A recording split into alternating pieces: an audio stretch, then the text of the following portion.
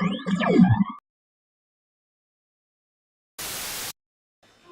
want to welcome everybody to the Entertainment Plug.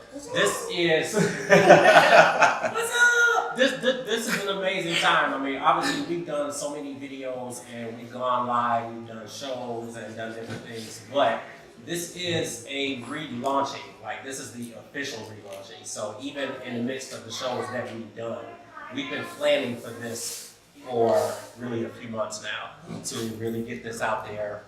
We've revamped the location, so everything is actually up and running, and we are happy to bring in here for our first official guest since we are going live, Miss Coco. Hey, how y'all doing? Y'all good? Some of all these carbs on the table, that's the devil. That's the devil. It's funny you say that because I'm sitting here looking at them like I want some so bad. Carbs are your friend. I can't do it. I ain't touching it, honey. I'm in the gym so much that it would be pointless for me to do this stuff now, but I want it so bad. What is the world coming to when black people won't eat free donuts? I mean, they look good, and that's how they go with me, but you know, I don't have my exercise with me. Everyone listening, if you choose to bring donuts or carbohydrates, Daryl and I, after we have our fun in the corner, we will definitely ingest them. Oh yeah? No problem. Yeah, get it done, make it happen. Yeah, that's what for me. So I think this is really, really cool for a lot of the people who don't necessarily know like the full history. You were here, well, you come here all the time. Yeah, come once a year. So I think that's dope, but 2 years ago, you were here. Yeah. For the improv, and you came in, you did my show at that point, and it was such an amazing experience that, obviously with you being here now, and us relaunching, I said, I gotta get you back on the show. Oh, so thank you so much. You're welcome to your studio audience and stuff. The funny thing about black people too, which everybody knows, is we don't be on time for shit. No. So, no. It's, What time you start yesterday, right? People text me all the time. Yesterday. I'm supposed to start yesterday. And you were just not getting the show started. White people would are on time. Yeah. Thank you, white yesterday. Well, she Appreciate you. If you haven't eaten. It's like they've been texting me all morning and all yesterday, like we coming, and ain't nobody here yet. Okay. But I think it's amazing. I really, really appreciate you. Like, thank you. What's your experience been like here so far? Like, obviously you performed yesterday. Yeah, I've been here since Thursday. I mean, I love Cleveland. The crowds, they support. They come out to laugh. They don't realize how much they get out of me, you know, because they give me so much energy back. It makes me create on the spot. It makes me step outside of my box to give them more. So, Cleveland is one of those crowds that they don't realize they're getting so much more Cocoa Brown than other crowds because I'm able to create. I've created so much new material in Cleveland. Stuff that I may not have put in front of other crowds, I know I can put in front of them. Yes, people here are insane. But it's people need to laugh. Everybody needs to laugh. There's no pretentiousness and people aren't uptight. You know what I'm saying? They come to release the bull. They come to laugh. And it shows. So it's like every time I come here, I take my sets because I always stumble on like 3 or 4 new jokes. So it works. It works. But I think the love that they give you is because of how good you are, though. Because they'll give you the blues. I heard they do boo people. Oh, hell yeah. I have heard they have booed some people. Hey, my husband and I booed some slow people in karaoke. And I told the lady, you can bring people into a public forum. Hey man, I don't treat people special. I don't treat everybody the same. Slow, fast, little kids. It don't matter. Bottom line is, they was up there in a public forum. You start singing, you suck. Now, in our defense, I got enough sense to in our defense, oh my, we didn't know they were slow when we booed. Oh God! But then the lady comes over and she's like, "They're from a group home up the street." I said, "What the fuck you bring them here for?" Because they need to release too. So if they want to release, if I get up there and I suck, they singing pink elephants and stuff. They need to get boo that me. out. If I'm terrible, you can boo me. But I'm saying, how you gonna boo somebody slow though? You can't boo Rain Man. Man, I kicked the 2-year-old on the way here. You kicked the 2-year-old? He was talking shit. Don't ask me to hang out with you. I ain't trying to you when they invite me to go here. But I will tell you what, anybody will tell you, I'm a good time. Yeah, I bet you are. I'm gonna just saying, let them use you. I'm a good time. And we won't face no heat, especially around here. Oh my God. Everybody knows I'm nuts. You look like you packing. Oh, yeah. They got an itchy trigger finger. And I'm a Republican. Second. You're a Republican? I am. Die Oh Lord Jesus. Republican. Yeah. My old job, my nickname was Frank. It's always one. It's always one. You a diehard Republican. Okay, that's your heart. Right, like you got a black friend who's Sip my tea, child. Right. Wow. This is the face of black Republicans. Wow. Take the real. Trump 2020. Fix it. Bring me back. Black people are gonna love Republicans because Trump is gonna legalize weed, and y'all. Is that the only reason you are being a Republican? Because they legalize Oh no, weed? I've been a Republican for years. Don't let them find no one trouble Mexican As blood a- your as a ass. You out of here. No, Better hide them edges, bitch. they know. No, they smoke. They just don't tell anybody. Sure. Keep it quiet. Oh shit. Keep it quiet. Do shit the old school way. And no, I'm actually a marijuana advocate. I'm a marijuana advocate, but I ain't there's- advocating this motherfucker for killing my sugar. Well, I mean, They there's talk just about I a, can't there's get just it. a whole thing to it, and I don't want to alienate part of, you know, I just the can't. potential I audience, get but- the Republican mind state in terms of when it comes to money. It's pure capitalism. I get it. You know what I'm saying? But some of the stuff that they're standing for right now, I just can't do. I'm raising a black son. You know what I'm saying? I don't want my child to have to put on white face to go outside. You know, because some idiot feels like he's entitled to step to my son. He doesn't care how educated or how well mannered or how good he was raised. All you see is another nigga. I'm sorry. Yeah, I'm that's that not kind everybody. of mother. I'm loaded and cocked. Loaded. That's not- I'm that's- legally that's able not- to shoot you. That's not everybody. And scream rape. Right. But see, And that's do it for my child. a very common misconception Of what? because you know the media will fantasize things and make them different than they are. Every Republican you meet is not a racist. No, Every absolutely single- not. I know You some know, good and Republicans. even the like really white ones. I mean, I know a lot of really like golf playing, cigar smoking, only know 3 niggas and they count them Republicans. They're not racist, you know. Until you bring one home. Have you ever walked in? Have you ever broke bread at their home? Absolutely, Really? absolutely, Okay, many times, many times, Okay. many times. Okay. Oh hell yeah! Now try to Shit, get your kids most to of the marry white people my here with me. I mean, yeah, it's cool. Now send your child over there and see if they can date their child. Been there, done that. You in there too? The guy who picked you up is my husband. Yeah. So, been there, done that. Next. This is too much. Can I have a weed now? I told you to be ready. I told you. Wow. But, no, like, I mean, and James and I have known each other since I was 3 and he was 4. We went all through school together. That has always been my political affiliation. Always. It always has been. Yeah. Let's enter the crazy always. That's right. Wow. Hell, I was the only goth kid in our high school. Yeah. And we went to an all black high school. You were the only what? Goth kid. You were a goth. I wore a black trench coat, spiked jewelry. Yeah, crazy. See, in our world, that's not golf. That's S&M. Same difference. You was out of time, Negro. Goth We kid. would have been looking at her like she golf. Like, that's no freaking. Don't tell all my dick. You know what I'm saying? Don't be alone with her in the golf place. Change you straight to gay. Oh my God. Maybe next time you come, I'll show you my dungeon. Hell no. I ain't trying to be in no good fucking place. Hell no. I got a normal, dungeon. I got a triple pole and some a bottle of Hennessy and a triple pole. That's it. And you come back later and we'll have all of that going on too. Freaking shit. You know what I'm saying? Just saying. Hell yes. We get the job done though. Oh my God. So you did 2 shows yesterday. Yeah. You have 2 shows today. Yes, 2 shows tonight. And then, of course, 7 and 9:30. Okay, and then tomorrow It's is just 7 for one Mother's show. Day. Yes, for Mother's Day. Happy Mother's Day to all the mothers Happy out Mother's there. Day. Happy There's a lot of Mother's mamas in here right now. Praise Jesus. All these cute babies got my ovaries jumping.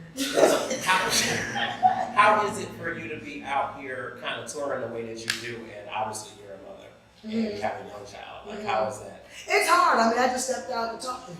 Right. You know, and it's just something about hearing that, hi, mommy, where you at, mommy? What you do? I mean, I love you, mommy. It's like, it motivates me. It hurts because I wish I could be with him all the time. Right. But I also know that I've been blessed with an amazing kid that understands that if mommy doesn't go out here and tell these jokes, mommy can't buy them toys. Right. Mama can't buy them Robux. Right. You know what I'm saying? Right. Like, but he's so understanding, and you know, he knows that we have this agreement that if you are patient and understand that mommy has to work, I'll make sure you want for nothing as long as you're a good boy. Right. You know what I'm saying? So it's like, I'm blessed with a very understanding kid. Plus, I have an amazing village. I Right. can't, you know, say that any more than I can. It's like, you know, I have such an amazing village that rally around me and my son to make sure that our wheels on this car move smoothly. Now you spoke a lot about that the last time, and you Yeah. spoke about kind of being able to move kind of out of the city Mm-hmm. of LA and moving to Atlanta. Mhm. Like, how has that? It's been a hell of a transition. I mean, sometimes I regret leaving LA. I feel like I may have left too soon or, you know, missed some opportunities. But when I look at how happy my child is, when I know that my child can go outside and play and I don't have to watch him like a hawk, Right. that my neighbors will text me and say, "Hey, we saw Fee, he's Right. outside," you Right. know, and he's, you know, we have the kind of incredible neighbors that if my child's outside playing, the neighbor across the street come over and give all the kids popsicles. And I don't have to worry about a razor blade or some Molly Right. being in the popsicle. Right. You know what I'm saying? That when it got word out that I was recovering from some knee surgery, my neighbors come and bring me meals. You know what I'm saying? I know that I wouldn't get that in LA. Right. I mean, not from strangers. You know, maybe the friends I had, but even then, they're busy. No, girl, you all right, you good, all right, bye. You know, and it's just that community. And then, like I said, I'm able to be so active at my son's school, and they don't trip on the fact that I'm a celebrity. When I come in there, they know that I am mama. You know what I'm saying? Now, no, mind you, they've asked me, you know, can you get Tyler Perry here? No. No, I cannot. Well, don't worry. I can bring you one of Medea's plays, yeah, so you got a DVD, you know, but Don't worry, after this, like 5 or 6 people are gonna ask us if we can bring you like a fucking cookout or something. I love it, I love it, I Hey love man, it, what's I up, love bring it. her? She was I funny, love man. it, Like I that. love it. That shit. I mean, it's like, you know, I just look at I had to possibly give up a portion of my career, but my career has only slowed down in theory. You know what I'm saying? Yes, I may not be a series regular on a show right now, but I am on a show, woohoo, 911 on Yeah. Fox. Nice. But I'm working steadily stand-up wise. I'm on the East Coast now where I can hop in my car and go make my mortgage money. You know what I'm saying? Where in LA, I can go on a plane with it. Right. You know what I'm saying? I'm able to hop on a plane and be to my parents in an hour. Right. Whereas it took me sometimes 4, 5, 6, 7, 8 hours to get to them. I've got family down there, the community I have, the village I have. It was worth the sacrifice. Right. You know, and I know that God wouldn't have brought me there if it wasn't meant for me to give that life to my son. And I have peace of mind in Atlanta. You know, in LA, you survive. Yeah. In Atlanta, I can strive. It's a difference. I can take 2 weeks, 3 weeks off, a month off in Atlanta, and I don't feel like I'm about to lose everything I have. If you take a week off in LA, you gonna feel it. True story. You gonna feel Yeah, no tell money me coming in LA. You know, my mortgage for a 5,000 square foot house was the exact same amount for a 2-bedroom, 900 square foot apartment in LA. So it's like the sacrifice it is. But you know, Mama can get on a plane and go to LA and work. She does when she goes to do Fox. You know, to go do 911. You know, I do auditions all the time. But like I said, I had to look at what I had to give up for what I gained, and it just is better for me. Like how?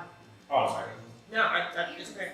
Go How ahead. do you balance it all? You know, obviously with motherhood and touring, doing the comedy shows. Oh, it's the village. I have an amazing nanny.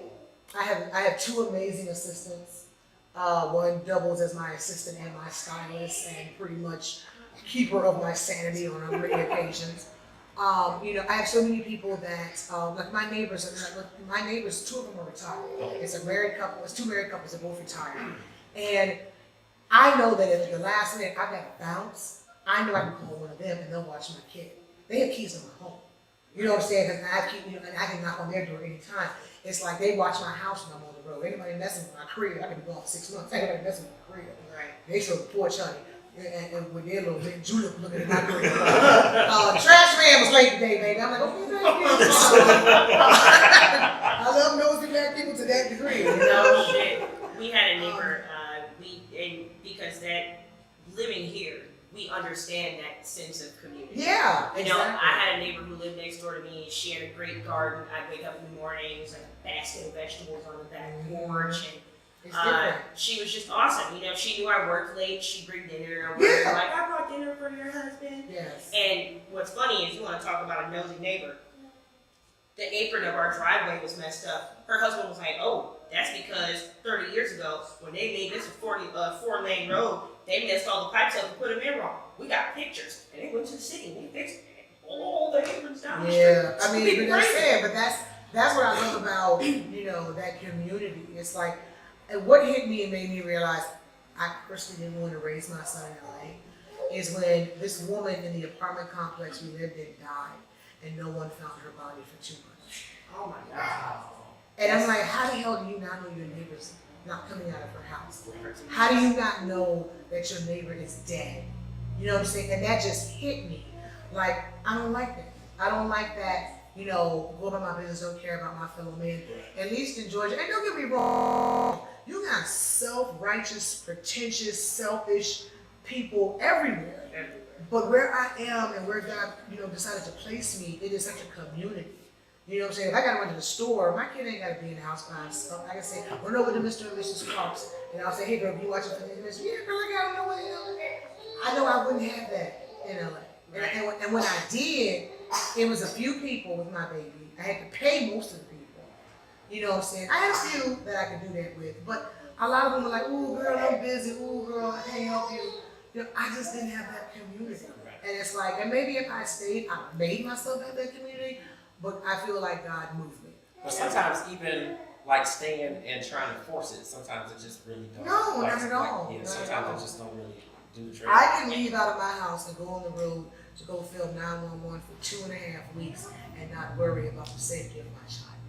And that's That peace of mind to me is priceless. Have you ever met anybody that's actually from LA? They're horrible. They're horrible.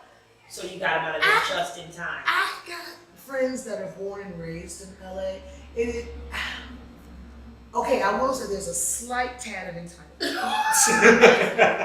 There is a slight tad of entitlement there. I realize it is very different from the ones who grew up north of Wilshire Yeah. and the ones who grew up south of Wilshire. Absolutely. You know what I'm saying? I've realized that Northern California and Southern California could be two different planets.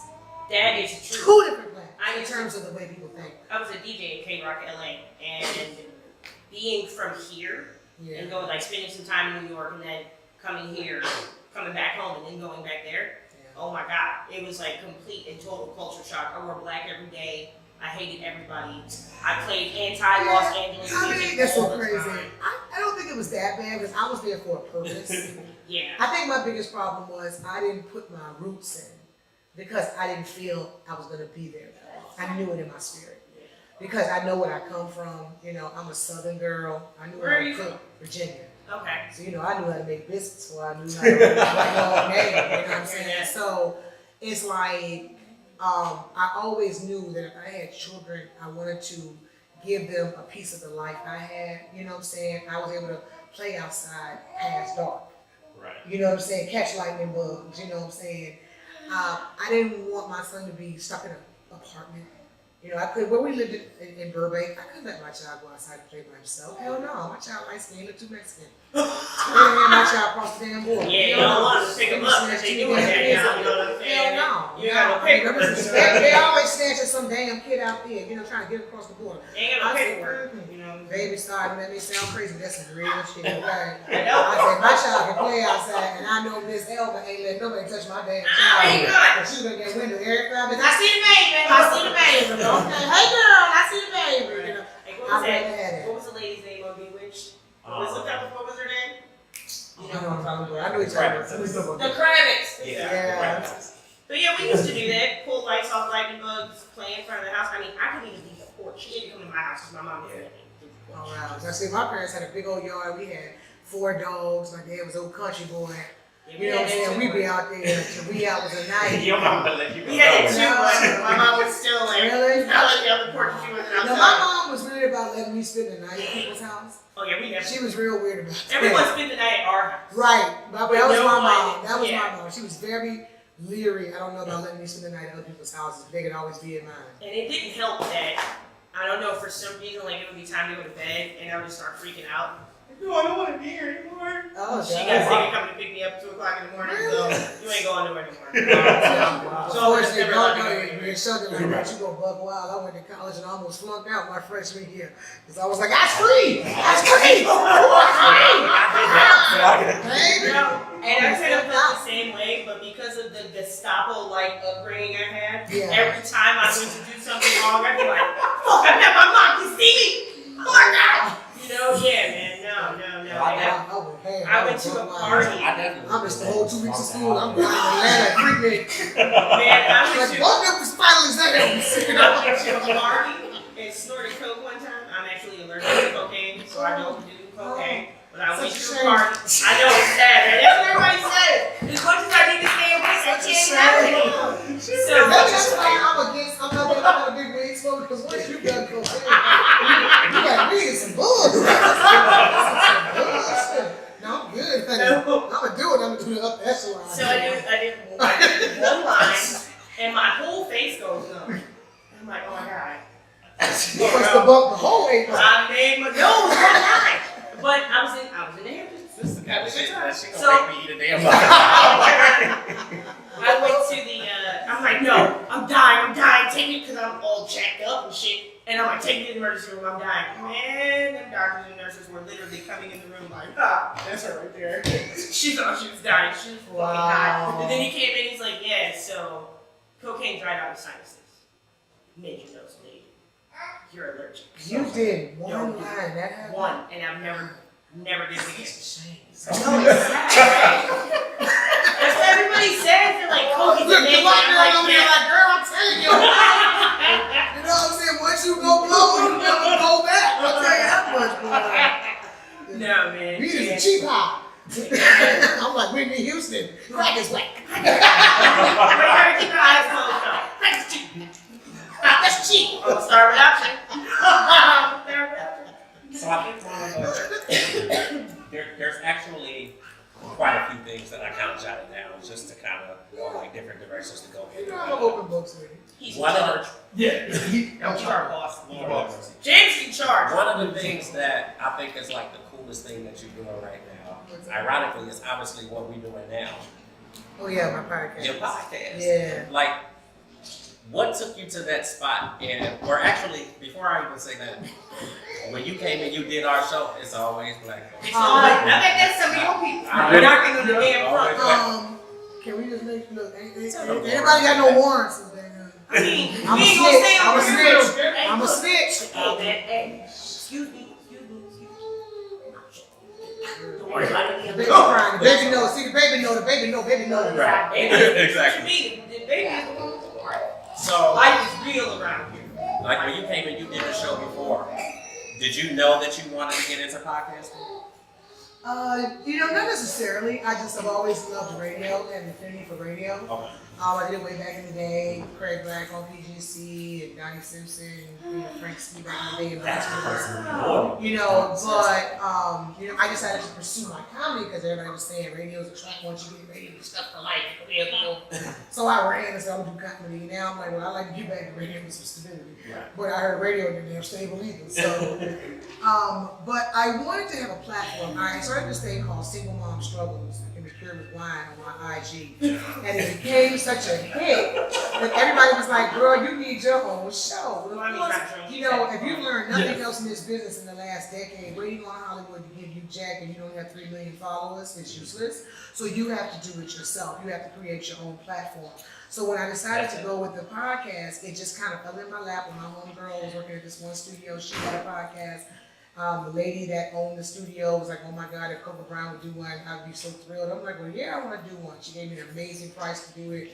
I got put together my crew of people, and we've been having a ball for the last 3 months. It's a platform where I can be free to be me. Everybody on my show is there for the purpose of building their brands. Brands have all increased. Their numbers have increased. We're having a good time. And apparently we're making some waves because my girl Tiffany Haddish called in on the Wells last week and spent an hour and a half on the show having a good time with us. That's the chick on the Lowry's bottle, right? Yeah, and Tiffany, Yeah. my girl strip, you know. Yeah. And so that's my girl. I've known her, and I love her because money's not gonna change her. Tiff gonna be Tiff. She's And hilarious. that's wonderful. I love that. She's gonna keep her soul. Keep your soul, 3 stacks, keep your soul. But I just feel like it was just gave me a platform to get out. I can be serious. Sometimes you just can't be serious as a stand-up comic. You can get too deep and you lose your whole audience. But on my podcast, I'm able to talk about issues that matter to me. I can be unfiltered. I don't have to worry about being funny. I'm able to have other people's opinions. I mean, everybody on my show is from a different background as person. You know what I'm saying? I have the representative for their gangs. You know what I'm saying? I have the thugs out there. I told you we The needed dope some gays. boys, you know what I'm saying? The former, I told you the guys Crips, we the need Bloods, gays. I got them on the show representing, you know what I'm saying? You know, I can't relate to Nipsey Hussle struggle, but he could. He's a Crip, you know what I'm saying? Then I've got, you know, the young married brother that's just trying to keep his marriage intact. You know what I'm saying? And then I've got the older black woman who's Amaya Angelou on the show that follows the silver lining and everything. And she rises. You know what I'm saying? Exactly. She Right. rises. And she rises. She's So- phenomenal. I don't know who that is, but Yeah. real talk, it's like it just gives me. I love it, and like I said, I built following. I mean, I had a following, but I'm not even doing it for numbers. Right. It's really kind of therapy for me. But it's a lot But of every Monday night followers I get- on there, though. It is. You know, I'm blessed. We really increased, and if you guys are listening, please go subscribe to my YouTube channel. It's Cocoa Brown, COCOA Brown, the number 4 life. Where every Monday night from 10 p.m. to 12 a.m. the Cocoa Brown Show. You know what I'm saying? Where grown folks come to catch the tea and sip the tea. Right. You know what I'm saying? So, you know, please, you know, subscribe and, you know, come subscribe and just show every night. Catch up. There's 15 episodes already up now. Yeah. So go check them out, you know, and see what you've been missing, and maybe tune in every Monday night from now on. We are going to be taking a hiatus for June and July and come back in August. And that's really personal for me because my son's out of school and that's mommy and son time. We're on vacation, we're doing our thing, and I don't want to be obligated to a show for those months. But once he goes back to school, we'll be back in August. That's awesome. I think it's cool. It's something different. It's not what you're seeing with, I guess, all of the typical podcasts. Yeah. It's something different. You get different topics, and that really was the idea behind what we're doing and what we revamped into. Yeah. You know, obviously bring people on, let them talk about their platform and the things that they have happening, but then also kind of touch on other different things that are happening within the community. Absolutely. I mean, we've had everything from, you know, legendary R&B singers on the show. We've had couples who are writing books and doing podcasts on being black couples, young black couples out here trying to make, you know, keep their relationship intact and stuff like that. I've had Dr. Sherry, who's therapist to the stars. She's She's my therapist. She's Portia Williams' therapist, Phaedra Park's therapist. Like she's the bomb. She's the truth. And I'm not just saying that because she's my therapist, but I've been to many a therapist, and no one has ever been able to tap into that inner part of me to make me really pull myself inside out and see myself and fix myself. So I shout out went to once. Dr. You're Sherry. retired. Uh-huh. I went once. Oh, okay. Oh, And you're okay. retired. Yeah, Like, no, like, Dr. 2 Sherry. weeks later. I wonder why. 2 weeks later. I wonder why. Lord have mercy. Whatever. Can't fix everybody. You know, yeah, I mean, we've had everything. We've had fitness trainers. We just past week, man, we had 3 women who were survivors of abuse, rape, molestation, and they wrote this book called Got a Story to Tell. And that first hour of the show was so deep, so raw, that, you know, when you make a thug, like there's a rapper on my show called IMC Craze, and like he's a straight like trust. You know what I'm saying? He Nino. Right. He Nino. Okay. And even he was like on the verge of tears, listening to these women's stories and what they've been through and how they've survived. And then they turn around in the next hour and make everybody laugh. You know what I'm saying? That's what I love. You know what I'm saying? That we're just not one note. You know what I'm saying? I'm not just, you know, I'm not up there bashing men for 2 hours. I'm not up there bashing women for 2 hours. I'm actually like, you know, let's talk about, like my homeboy Evan Lynell, you know, let's talk about what's real. You know what I'm saying? He's coming back because he was such an amazing co-host, and he's coming back this Monday. You know what I'm saying? Because he's one of those brothers that he rips the Band-Aid off. You know what I'm saying? He's like Michael Bay's on steroids. I can appreciate that. You know what I'm saying? So it's like, you know, I like that we give people, and I don't have to be the center of attention. I don't mind sharing my platform. Right. You know what I'm saying? My platform is secure. People know Cocoa Brown. They know she's one funny mama. They know she's a grown ass woman. They know what they're going to get when they come see me. But it's my way of making sure that, hey, you know, my platform is big enough for a couple of y'all to stand on, but I'm very selective on who I put on my platform. So how is it therapeutic to you? Because like I said, there have been weeks that I've been going through something, and there's no way I can put that on stage in a funny way. Yeah. And I can, when John Singleton passed away, there was no way I could go on stage and make a joke. Are you high? That man changed my life. I wouldn't be on 911 right now if it wasn't for John Singleton. But that show gave me the opportunity to go up there and be very raw and unfiltered and express my love and appreciation and respect for that man. Whereas on a stage and a microphone, you know, I got to make you laugh every 15 seconds. Right. I ain't trying to make you laugh right now. This is some real shit that's hurting me.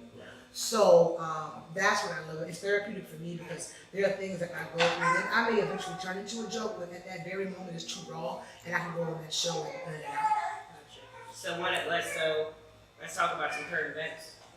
Oh Lord. So women have been going nuts about what Steph Curry's wife said. And here's my thing. When they were here for the finals, okay, everybody knows that Clevelanders hate him because he destroyed our basketball shit. We don't like it. Okay. So when they were here for the finals, they were incredibly rude to Clevelanders. People who wanted their autographs, the ones who were actually fucking with him and trying to be cool, they would refuse. And his wife just had, yes, and his wife had the stank face the entire time she was walking around. So my response to the shit was this: why is everybody mad at her? Okay, her face is still, I mean, I got a round face, but hers is not as attractive as mine. You know what I'm saying? Her shit is a little fucked up. And it ain't our fault. First of all, be mad at her because she married this little sorry ass glowworm looking nigga. Be mad at her for that. Be mad at her because she's a rude bitch. Don't be mad at her because she ain't shit and she knows she ain't shit. Don't be mad at her for that. And just so everyone knows, the entertainment plug is not responsible for the thoughts and opinions of me. I said, look, I want to say it. If she don't like it, tell her I called. She was very rude to me. I waited on them. Very nasty. Very nasty. And it shouldn't take. They can keep all of it.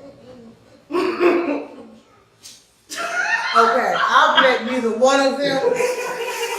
Yeah. Let me just put that shit out there. You ain't missing nothing. You ain't missing nothing. But I look at it like this. I find it ironic that they jumped down Aisha's throat because of who she is. But had I said the same thing about a man I was with because I'm a comic, they would have already taken it for a joke. Absolutely. And went this way with it. And would have felt sympathy for you. Or they would have been no like, one oh, gave her praise his head, she's funny as shit. Right. Because Aisha said it, you know, all of a sudden, you know, we got to jump on this bandwagon. Let me tell you something. What she said, everyone I think missed the damn point. Yeah. What she was saying to me, how I took it, is that these women have no couth, no respect for themselves, no respect for other women, that I will slide in and throw my ass at a married man and don't give a damn about how I look. Whereas men, I believe, if they respect another dude as men do respect Steph Curry, they are not going to step to his wife out of respect for him. It's not you, boo-boo, that they don't find you attractive. They respect your damn husband. Anytime you and your boys are together and one of your boys holler at your woman, it ain't about her being loose, it's about they don't respect your ass, homeboy. I don't see, I can partially agree with that, but as someone who's been married for a long time, I can't tell you how many times I've been somewhere and, hey, what's up? Oh, I'm married. He ain't here.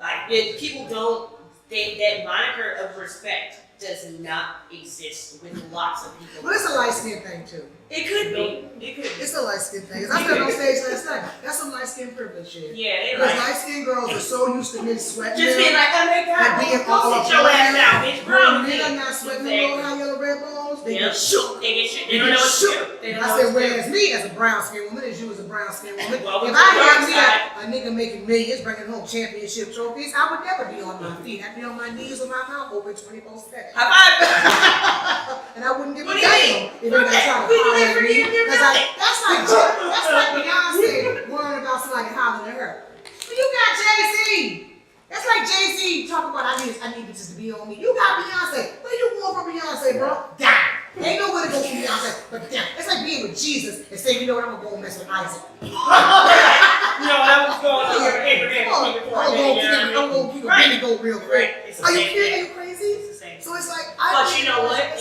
And I've heard this from very slutty men who are good looking and have gotten around to lots of women, and they will tell you, show me the hot bitch, and I will show you the man that's tired of fucking her. Say what else? Say what? Show me a hot bitch, and everybody thinks it's super hot, and I'll show you the man that's sick of fucking her. Because I mean, she only hot for a few minutes, for a few times, and then you still looking at the same. Well, bitch. you know, everybody She gets done started bored. taking her Everybody hair out. gets bored. Take her eyelashes off, she in there. Everybody Wear gets bored. sweatpants and shit. But that's for somebody who's only loving somebody for their physical. That's true. Because when you are connected on a deeper level, your body can change, your face can change, your hair can change. I'm loving you beyond that. If you're just loving when people bounce because a woman gained weight, cut her hair, got a stretch mark or two, that means he was in love with her physical. Girl, I will He never connected with her on a deeper level. That's just my personal. If I need to restyle my wig, I will take it off and put it on my husband's head. Well, you got a hype man. That's different. No, it's not. I guess I wouldn't know. Black I have no experience. Brothers are too vain. I have no experience. They don't ever want to see the before. They I have only no want to see the experience. after. Let me tell you something. White boys are fashion with that shit. Check this Like out. you can put the lashes on and change your whole No, look. wait, check this out. We used to have a joke in our house because I was never ever ready when he got there. And I was trying to finish my hair, remember, quickly? So I'm trying to put it quickly where it goes in a circle. Steve could close the tapioca quickly in 5 minutes in his fucking booth. He was like, oh, wait a minute. He talked about you in the car the whole way here. I said, well, I wasn't trying to holler, but shut that shit down. As soon as he got to call my wife. Hello, good morning. Can you stop the door? He shut that shit down. Like, you don't even think about hollering at me. I got right up. I said, shit. Okay, I like that. Yeah, I ain't know it was you. But goddamn. It's totally me. See? Yeah. He's masochistic. But but that's beautiful. What woman doesn't want her man to claim her? Nice To little represent years. her. You know what I'm saying? Yeah. I think the biggest problem we have is a lot of us forget we are in a committed relationship or we're married when we leave that person's side. We get amnesia. You know what I'm saying? And then, you know, just from my personal experience, and mind you, I'm not saying this as a bitter black woman, I'm not saying this from my assumptions. This is shit I have been privy to witness because I am fortunately that type of chick that can hang around a bunch of dudes and they forget I'm there. Yeah. And not in a bad way. You're like I'm unattractive or something. It's just I'm so damn cool that they forget that they breaking guy code saying the shit they saying around me. So I be getting mad information that I shouldn't blow And ahead. it's sick, isn't it? And the way he did it. And I'm gonna tell you something, real talk. You know, my homeboy even said this, and he's right. He said when dudes get around each other, they're not talking about their women. They're talking about sports. They're talking about, you know, if they do talk about their woman, they're not talking about their girl. They talk about their side pieces. Right. The real women, the main chick is off limits. But we'll talk about these fat ass hoes we messing with. Right. I've been privy to be sitting there going, y'all forgot I was here, huh? Absolutely. And I'm taking all that shit in. Yeah. So I get it. I think, you know, a lot of people don't, nobody takes commitment serious anymore. You know what I'm saying? I mean, when I posted something the other day about how all dudes now do is text you. So that one dude who steps up and actually makes the plan, asks you out, takes you out, that's the dude that's gonna get you. And the dude that kept texting for 6 months don't realize how you just left him. Motherfucker, we ain't in a relationship, our phones did.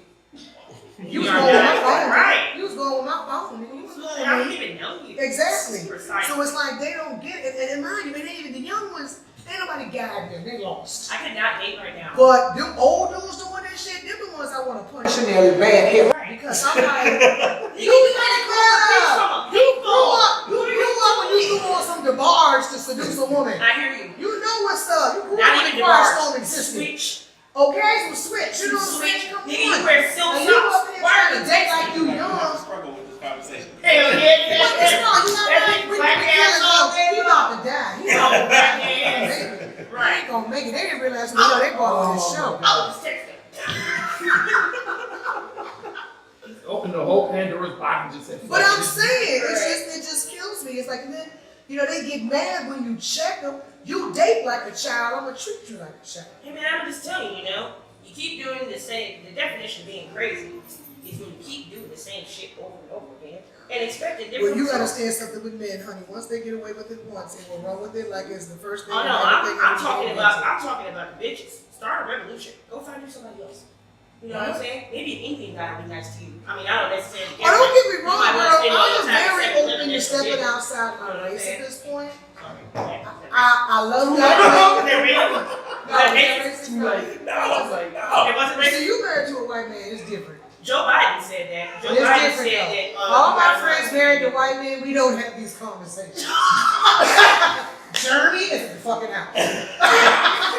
Noah Wait a minute, is Daniel. at the A motherfucking house. chick tried to We tell me don't that. have these conversations. She was with like, friends married to You work non-black so men. much. You work My so much. friends married to non-black men, their issues are so different. Are so different. Like, oh my God, girl, he wants to buy me a Subaru. And I'm like, that's your issue, bitch? You got a man want to buy you a car and you have just a Subaru? Bitch, that's the longest lasting car on the planet. That bitch, look, we can come back in 2045 and that car will still be running. Like, And won't have but no that's your record. issue? I'm not sitting with them talking about he's not consistent.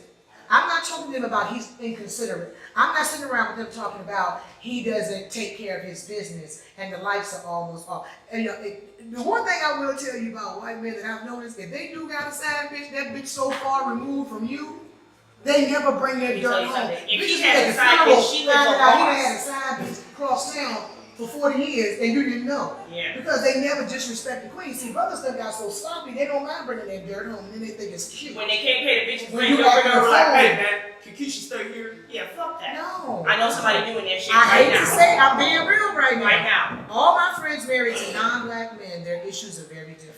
I gotta tell They you. are not the shit I'm dealing with. No, like a girl was saying to me, because I work a lot, and she's like, I mean, you out till 6 o'clock in the morning. You don't know what your husband is, where your husband is, what he's doing. I See, said, that's. and I said, yeah, I do. He's at home either watching alien videos on YouTube, Ooh, you got playing one his of them. guitar, or oh yeah, conspiracy theory freak. The next time. Exactly. And my main complaint is, God damn, I wish he would stop playing his guitar so much. I'm trying to fucking watch Special Victims Unit. And then he gets mad at me because I will watch. So you married a white boy. You ain't married no Tommy from Power.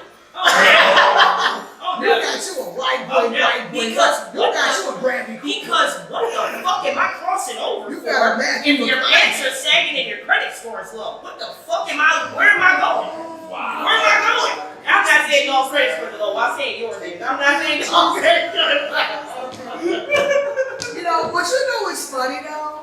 I used to always think I had to have me a white boy with flavor or this, that, and the third. I'm gonna tell you, I have found myself attracted to some of the most basic non-black men. Because, quote, chicks dig tall, skinny, pale dudes.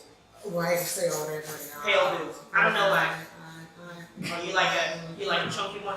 no, I don't need you to be a serial killer. No. Hey man, I know a serial I don't killer. want to stab a duck He's- in school he's and they're like, black. you got the gun! No, I don't know. I'm sorry. No, I'm see, sorry. You got my yeah. little Marquise out here.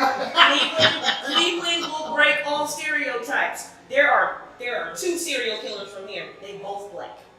One of them went to school with us. Yep. He was my weed man.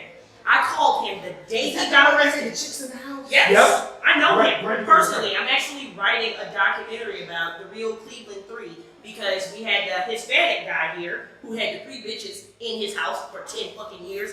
Parents lived around the corner looking for their kids for years. They were locked up in his house.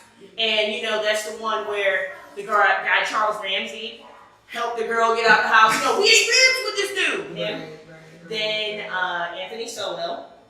Anthony Solo got away with killing, what was it, like 13 or 14 women? Gotcha. But because they were crackheads, he literally was about to kill a crackhead. She jumped out of a 2nd-story window and naked, down to the ground, running to the street.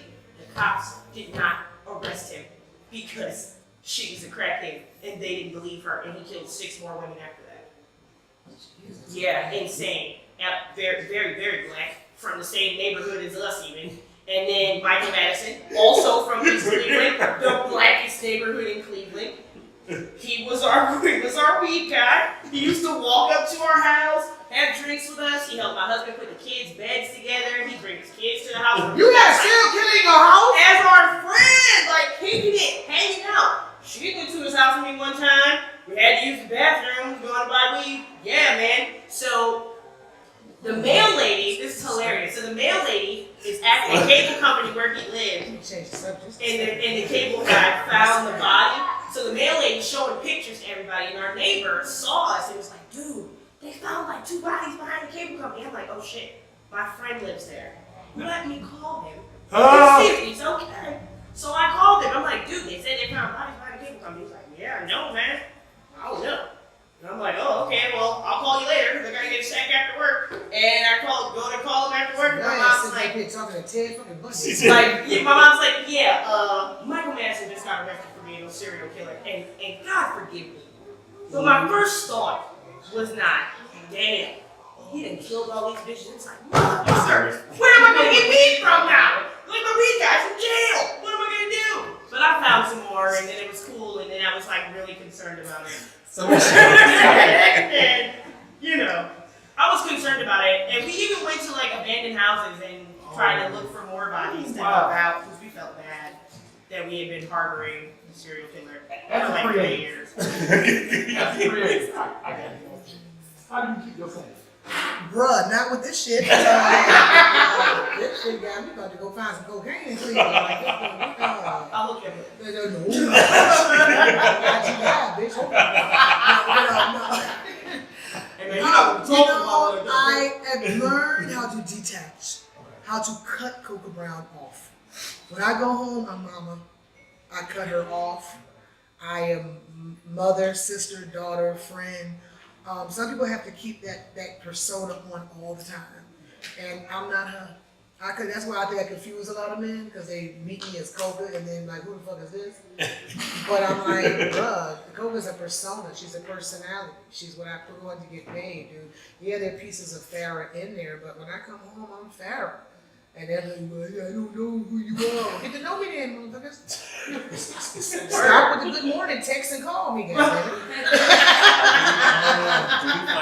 Do you find it difficult, like when you go out with your son and you're doing stuff, and like, do you find that people they kind of want that Cocoa Brown side? They do, and they, especially when they recognize me a lot.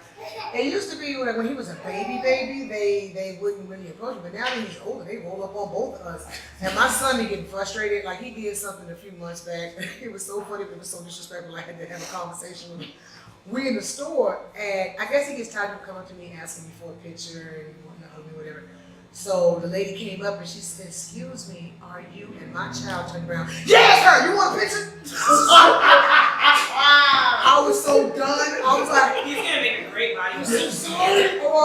He's like, "Yeah, that's her. You want a picture?" I said, "Oh my god, oh my god." He shares enough of you with the. I laughed on the inside. The mama was like, "Don't speak to grown ups that way."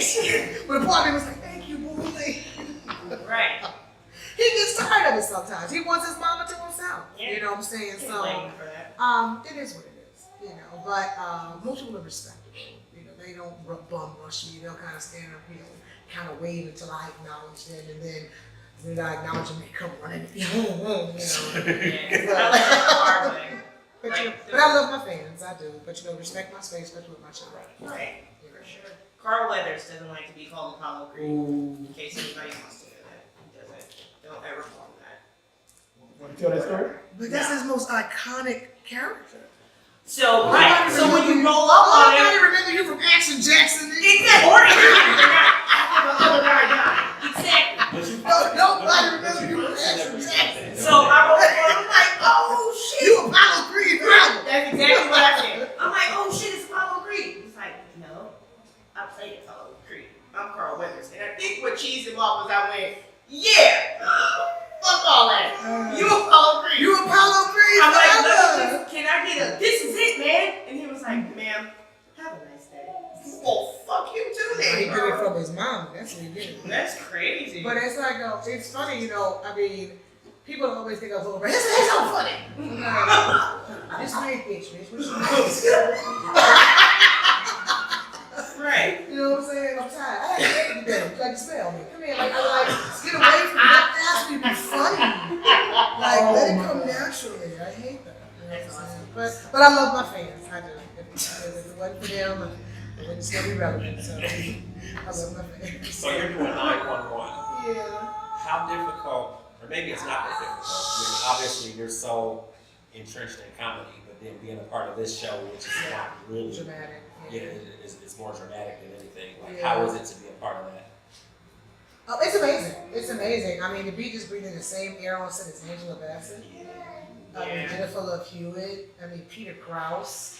I mean, Aisha Hines. These are some top notch, you know, masters of the craft. And to be around them and to be treated as an equal is amazing. It does something for me.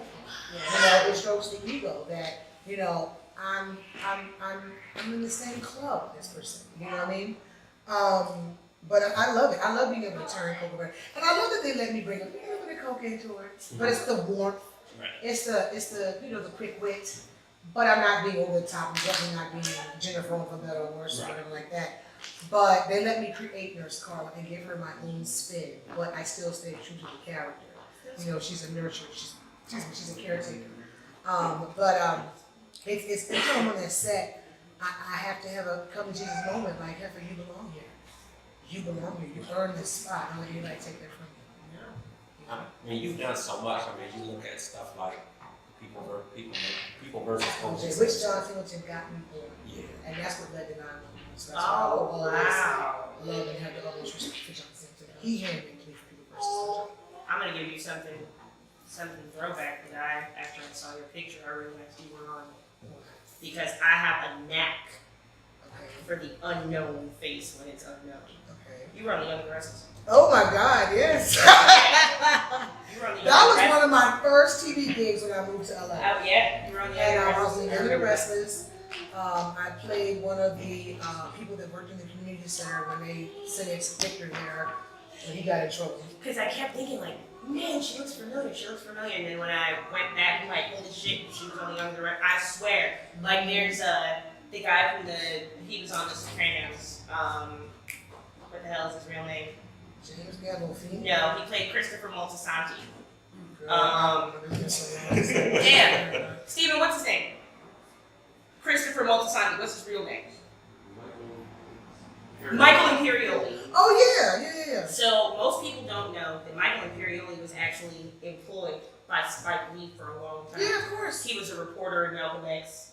He was the guy who got his guts ripped out in Dead Presidents. Then he stabs with a needle and kills him. Yeah, that's totally him. Michael And that's like the Imperioli random was ass around, shit yeah. that I'll see somebody and be like, oh my god, that's so cool. From episode 14. Oh, and don't be on special victims unit because I done seen all of them. I know everything that happened. I can say that I haven't made it yet because I haven't been a guest star on SVU yet. Oh my god. Everybody that's made it has been on SVU. Oh my I'm god. saying, get me on SVU Oh my so I can make it. Everybody. Everybody's been on SVU has made it. Why are you on SVU? You don't. Because it seems like you look at it, Viola Davis, Tika Viola Sutter, Davis got her we can start go on through special all of the victims people unit. that's been on SVU. They've gone to do big things Huge. at some point. So I'm like, can I get my shot on And SVU? sometimes they Can I like play a you rape enough. victim? I can do it really well. If you come, some Please. people come on as Please. characters and become regular cast members. Yeah. The chick who was Casey Novak, she was actually in an episode where she killed this lady with her autoerotic asphyxiation, and then she became the ADA. I'm not gonna get into it, but it's a lot of them. They were on Exactly. other episodes. It's like So it's like a rite of passage. SVU. Yeah, SVU is a rite of passage. yeah, And there it is. it's awesome. So I just need my shot.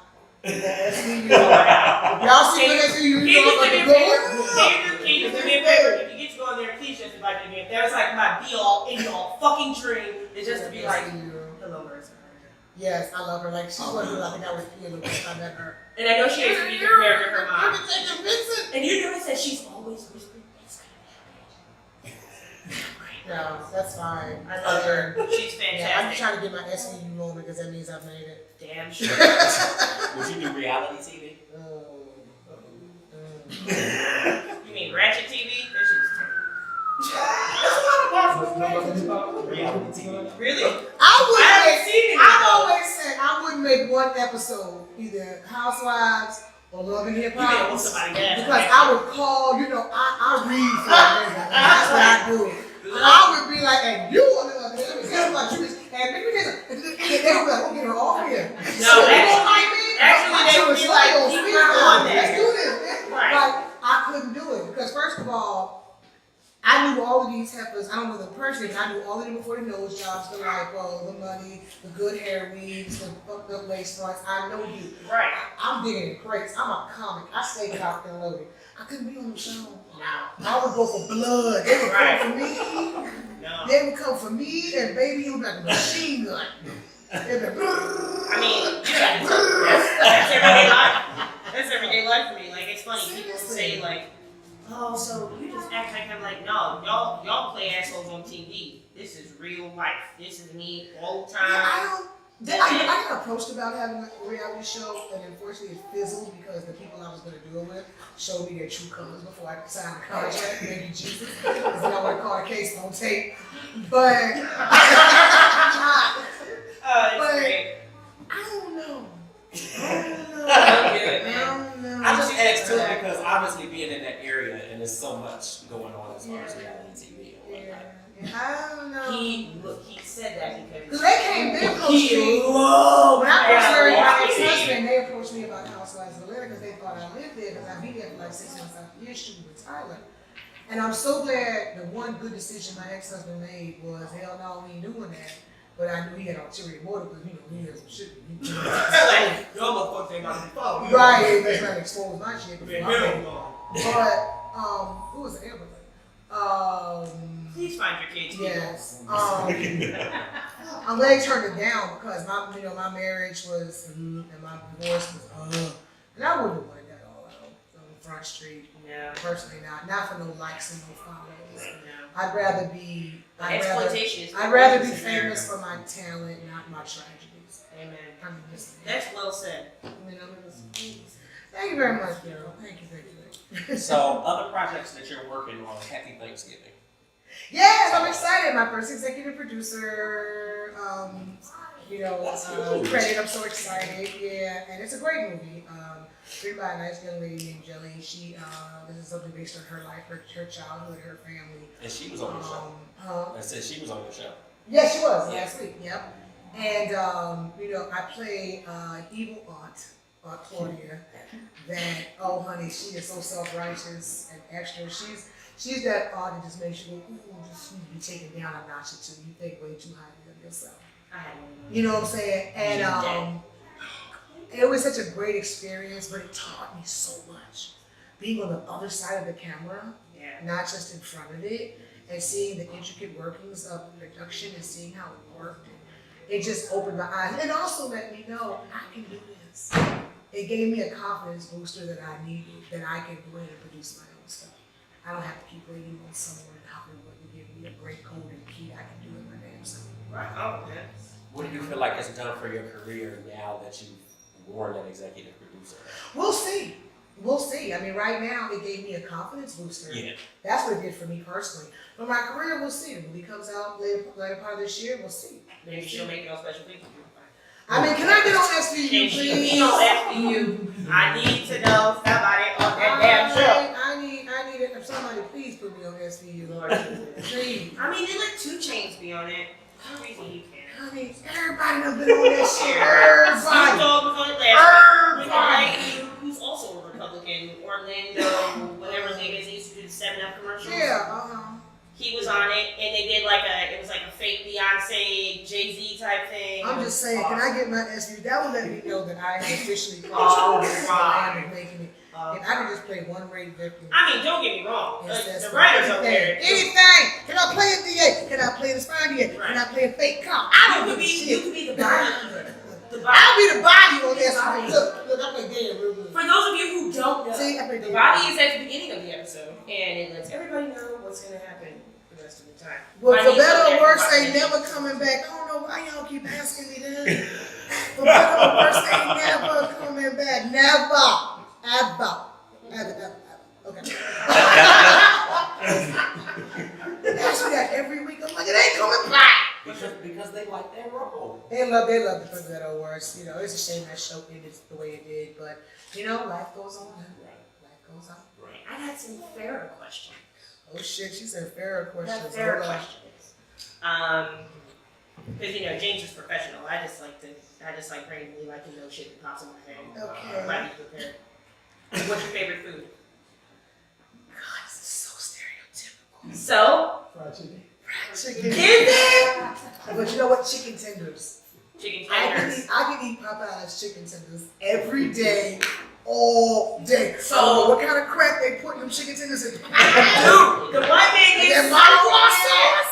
The white man gets so mad. He's like, why the fuck are we eating Popeyes again? I'm like, this is Tuesday. Does everybody not I'm not a know big that? fan of just the regular chicken, but them chicken tenders and I Popeyes, know. I'll eat it all. they crack, ain't I'll they? eat it all. And that Mardi Gras sauce, Oh, it's fantastic. you go when we out. It's just Popeyes in general. I was in Atlanta. It is my And favorite there was food. one You across the know, street I from my can eat hotel. that every day. I mean, I bought chicken just to chop and put it in salad. Yeah. I eat a plain. I Wait a don't minute. know a Hawaiian roll. we went to Louisiana a few months ago, and I was like, "Fuck you, we're going to Popeyes." He was like, "What?" I said, "I have to have." So you really thought Popeyes chicken? Popeyes was in Louisiana? I don't care. And they have the last all-you-can-eat Popeyes buffet in Louisiana. Yeah, I'm blew your fucking mind right there. Just blew your fucking mind. Where we going? Where we going? Hey, They gonna trip to New Orleans just for the Popeyes buffet. yeah, right. We'll have to Have go a there. hurricane and a chicken tender. We're going to the Popeyes buffet. We're going to the Popeyes buffet. A hurricane and a chicken tender. Word, dude. Yeah, it's honey on Bourbon Street. I'm showing titties for tenders. Who do you like to listen to? Like some of your favorite music. What do you like to listen to? Ooh, right now I would have to say my favorite artist that I'm really into right now would probably be between Ari Lennox. She's got this new show out called Shea Butter Baby. Her CD, very Erykah Badu, Sade, Ooh. kind of flow at you first album type joint. You know what I'm saying? I love her. I have I to check love that out. her. I'm a big Erykah. Yeah, I'm weird. You know, I'm still, I throw on my Erykah Badu, throw on my Jill Scott, my Les Nubians. I like chill music. That I could just chill. I love jazz. You know what I'm saying? I keep them. Now wait a minute. I love jazz. Like that elevator jazz or like acid fucked up dudes in the corner. No. I Either love one. jazz. It depends on what my feeling is. Yeah. Like I can put on some Nina Simone on repeat in my house. Yeah. Like Nina Simone's like my Alexa, I'll say play Nina Simone, and that plays all day in my house. That's incredible. You know what I'm saying? I love Coltrane. Yeah, me too. know, High five. Sarah Big Coltrane Vaughan, fan. Yep. Dinah Washington. It's weird. I think I'm an old soul because when I'm just wanting to chill and cut off the world, that's what I put on. Now, when I need to get hyped for a show, I'm throwing on some Jay-Z or some Beyonce Homecoming. And I'm in the dressing room getting my head together, That's what But I'll Jay-Z's mess around ready too. to Yes, before I let go, hey, But I That's an also inside joke. It's an inside joke. Oh my God. He does that. She clowned me because I like Beyonce. I mean, a Oh, lot. Get in touch with your Beyonce side. We were having a meeting, and it ran. What was it? What song was it? It was his ringtone. And of course, he's not gonna sing the Wow, song. that's where you cross the line. And no, wasn't it like it was the partition one? Is that Okay, this Negro had Beyonce partition as his ringtone. This nigga He right just lost here, all bro. his straight This points. nigga right here, man. Oh, your wife gonna use this in court, you know that. I'm leaving it because it's gay. It's gay, Your Honor. Listen to his ringtone, Your Honor. Right. It's partition Beyonce. Yeah, man, you get ready. Talking about all the single ladies. Oh, I made that up. Okay. so you use this in court on your ass. Your Honor, I have footage of him doing the bounce. Doing the single ladies dance in the bathroom. He's gonna fucking stab me. There we go, dog. I would get so God. he's gonna pass me so bad. No. But see, that's what happened. See, that's what happened. Wow. You've been friends with somebody for so long, you're like, that's kind of where our chemistry comes from. Like, we knew each other when we were all kids. Wow. James broke my toaster when I was 4. He broke What it. you put in the toaster? Paper. I actually had high class. I had high class toys, okay? My shit really lit up and he broke the fucking lighting with it and I have yet to receive a new toaster. And yes, I'm 40, but I'm Eddie LaBelle. I don't give a fuck. I still. When they say special attracts, special. Right. I'm an asshole and he loves Beyonce. And that's where we are. That's where we are right now. That's where we're gonna be when Jesus comes back. Oh my God. Right here. But yeah, I'm eclectic with my music. If you went on my playlist right now, you'll see everything from, I've got, country music on my thing. Sometimes I'm in the zone. My grandmother loved country music. And so I grew up hearing all that growing up, Johnny Cash, You ever heard Lucille by Kenny Rogers? Come on now. Oh my Come on God. now. Said Conway Twitty. Conway. Ladies and gentlemen. You know what I'm saying? The Oak Ridge Boys. I got all that on my phone right now. When I feel like being close to my grandma, I put that on the plane and I put my headphones on and I'm listening to country music. I'm listening to Dolly Parton. Here we go again. Yes, Dolly. Personally, I like I love that song. That was cute, but it wasn't like no country shit, Or Joe Wayne. Yeah, Joe Wayne. Like, yes, I'm okay, whatever. But back then they wrote songs for whores. Now there's no songs. Sorry, children. Now there's no songs for whores. You know what I mean? Yes, there is. Yeah, but no. You ain't heard Tatiana? No, that's Bust down, Tatiana. Bust down. No. That's not what I meant. I said that wrong.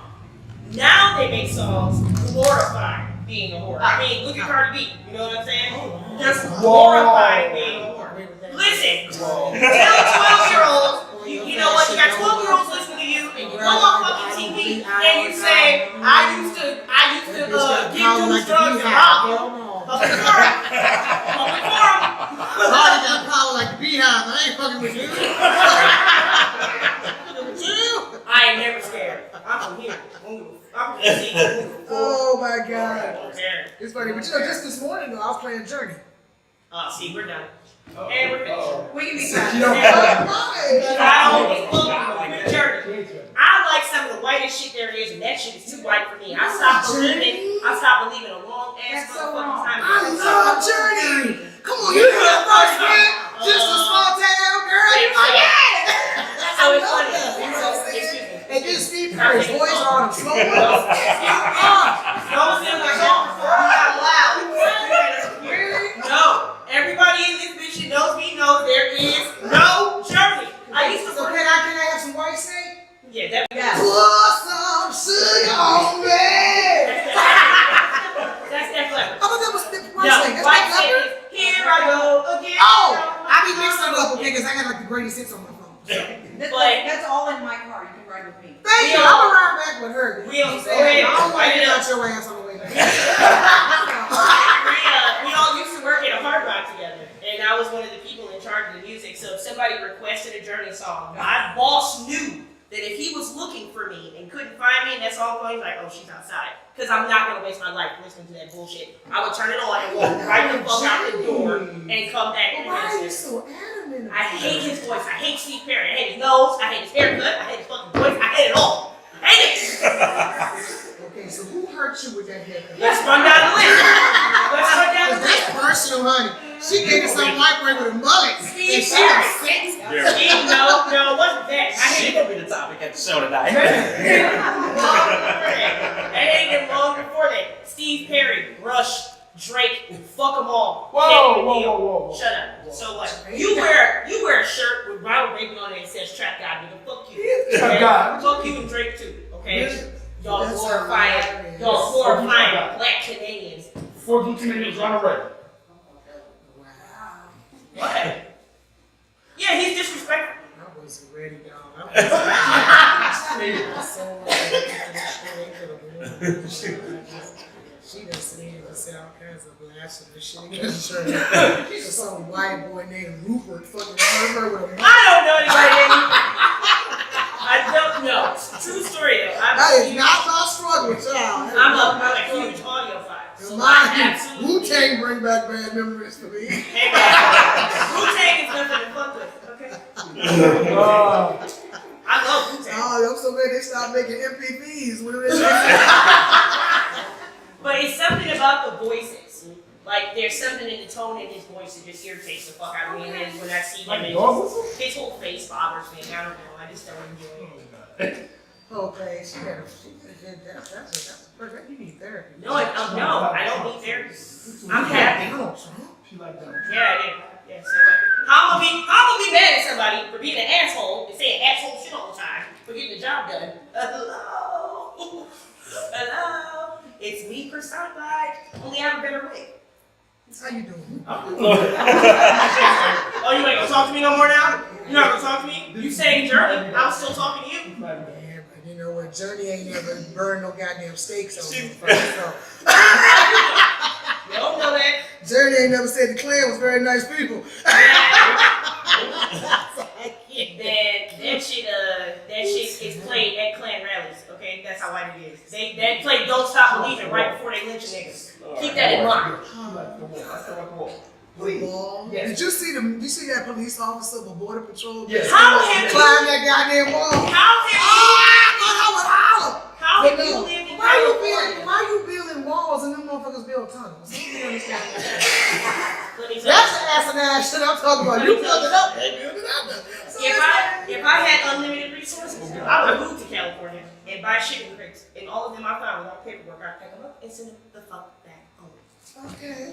Pay taxes? But why do Mexicans bother you so much? It's like 35 in here. It's not Mexican. It's not Mexicans at all. It's a situation with illegal aliens. I'm a hater. I live in America. I gotta pay taxes. Why don't you?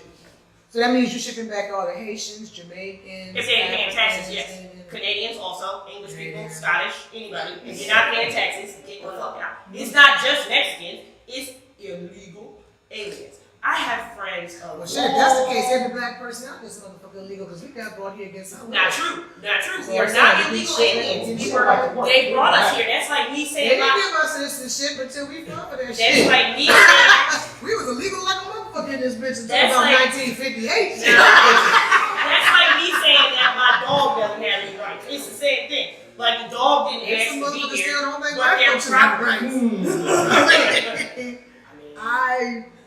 I get it, but you know, ain't no Mexican fuck with me when I live in America. I appreciated the oranges. I appreciated They the stole socks mine. and the ice water. They stole mine. They I stole appreciate everything off my tree. I appreciated getting my grass cut for $65.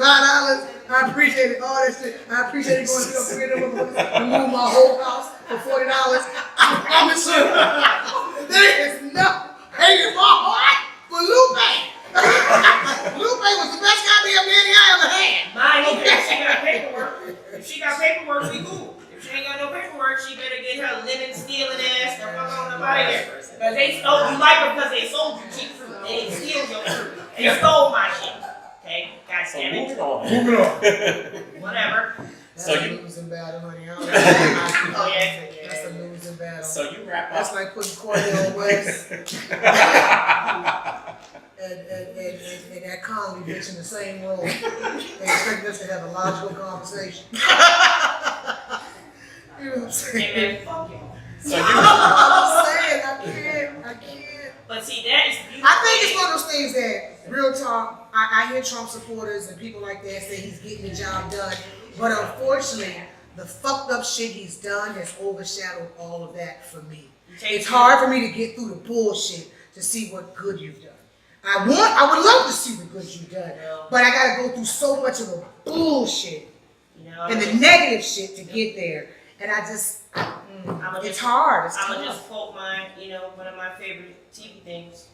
You take the good, you take the bad, you take them both, and there you have perfection. Dig? And that's the beautiful thing about being an American is that we all have the right to embrace many different things. Unfortunately, every time I post something about being a Republican, I I don't think lose that's what Miss Garrett meant. I I don't think that's what Miss Garrett meant. She On the didn't facts write of that life. Well, that's how I don't know if Tootie would agree with that. No, because she's a liberal. Everything is open to interpretation. Ooh, I don't think Blair would admit to that. Blair was as conservative as they get. She would I probably admit to anything. I just Somebody like, go and talk I to mean, her. that's fine. You know, it's just, Don't put me in the show. Shut the hell up. Black ass. it's too much material. It's too much. I'm worthy of all this material. I can't wait to get back to my room. I'm gonna crave on my laptop. Nigga be said. Oh my God. They're gonna call Paul Mooney. What you think about this, Paul? That's gonna get you on SVU. Yeah. You're welcome. Do you need a writer? I can help. Hell no. You trying to get shit thrown at me in my show. Have you seen my crowd? They would boo the fuck out of me. Touche. So I know my crowd, Sonny. I'm laughing at the sister back there just. She just shook like, I think that's kind of. But you know what's crazy? Them two black chicks that always be supporting Trump. What they call them? I know you told me, I can't think of their name. Diamond and Silk. I don't care for that. It's a bit much. I don't know. It's a bit much. Hey man, there's no thing like that.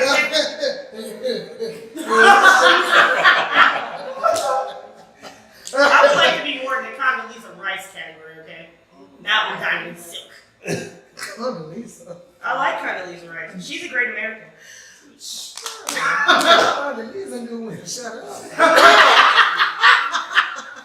Hey man, the only thing. Condoleezza didn't dig that hole for so far. The Before only- Condoleezza fixed that bob and got the fuck out of the house. The only thing that should be filtered is water. Okay, that's it. That's it. So you wrap up at the Improv tomorrow. What? I'm laughing at my comments right now. Who are people listening? Oh God, it's like, yo, Cole, where the fuck you at? If somebody said, get out the second place, Cole, get out! Hey man, whatever man. Whatever. Oh God, I love my fans, so they throw me a rope, they throw me a lifeline. Okay, okay, what you say? No, so what happens after tomorrow? Like, do you continue touring or how frequently do you go out? Next week is Mommy and Son time. It's my son's 7th birthday. Okay. So we turn up, you know what I'm saying? We have a birthday party Friday, Saturday, and Sunday. We turn up for the whole weekend. We're going to Great Wolf Lodge, little indoor water park with his cousins. So they get to turn up, you know, and then Mama gets to pay for it. And then next weekend, I'm in Philadelphia at the Punchline on May 26th. Weekend after that, I'm in Memphis at Chuckles. Weekend after that, I'm somewhere. Just go to my website, Cocoa Brown, number 4life.com. You know what I'm saying? I work my ass off and I take the month of July off. And that's all about me and my son. You know, he starts football then too, so, getting my little Russell Wilson. That's what they say about Mommy a condo in Miami. He said, yep. I said, yeah. That's all Mama want, a white Range Rover and a condo. In Miami, that's all Mama want. So the last thing I had, Wigs of Love. Yes. We talked about that the last time that you were here. Yes. So what's happening? I have a new eyelash line that I come out with called the Phoenix Collection after my son. We have 3 different kinds of lashes. They're 100% mink, self-adhesive, which means that you can put glue on it or not. They've been flying off the shelves. People are loving them because of the quality and the longevity of them. And they are the flagship charity point that they're what's bringing in the money for the charity for Wigs of Love, because all proceeds from the lashes go to Wigs of Love. And we're about to do another campaign where we're going to give 6 women custom-made wigs. We get everything from, local hairstylists all the way up to Kim Kimball and Elgin Charles to donate custom-made wigs to these women who lost their hair due to cancer and lupus.